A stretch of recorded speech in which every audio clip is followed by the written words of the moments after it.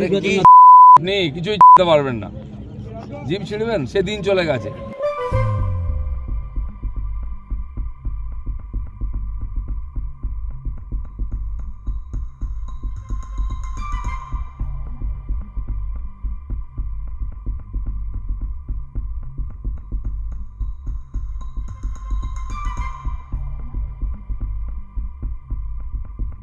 আরে কি নেই, কিছুই করতে পারবেন না। জিভ ছিড়বেন, সে দিন চলে গেছে। মানুষ এবার সব করে, জুতো, লাঠি, ঝাঁটা দেখাচ্ছেন আপনার নেতাদেরকে।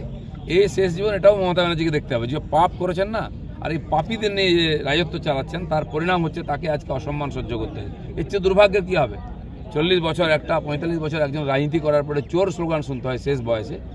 এর চেয়ে কি সন্ন্যাসী না উচিত? এটাকে দেশের বাইরে মনে করা হয়। জয় বাংলা যারা বলছে, বাংলাদেশের স্লোগান দিচ্ছে, বা সব কিছু এই সুপ্রিম কোর্ট মানব না, কী বলে আদালত মানব না, লোকসভা মানব না, নির্বাচন কমিশনকে মানব না, সেন্ট্রাল গভর্নমেন্টকে মানব না, সেন্ট্রাল ফোর্সকে মানব না, এজেন্সিকে মানব না। এই মানসিকতার কারণে এটা হচ্ছে, মানে এটা ভারতের বাইরের একটা দেশ।